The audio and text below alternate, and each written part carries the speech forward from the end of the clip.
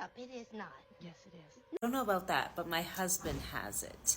So what we did was we just bought clove from the store. We would cold brew. You can do two things. Cold brew it, put a few in about a teaspoon to a small jar with spring water or distilled water. Keep it in the fridge and spray it on your scalp.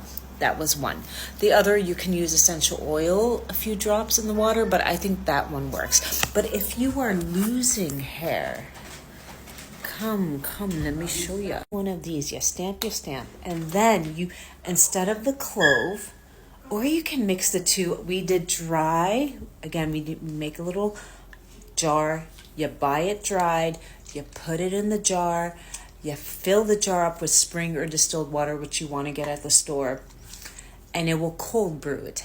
And then when you're ready, you transfer some. You keep your jar in the fridge.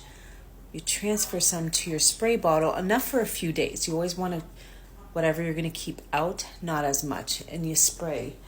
And yeah, the rosemary is definitely back by, I lost a lot of hair after my baby, and it's slowly but surely growing in. What do I do with that little piece? It looks, I'm just wanting it to grow out.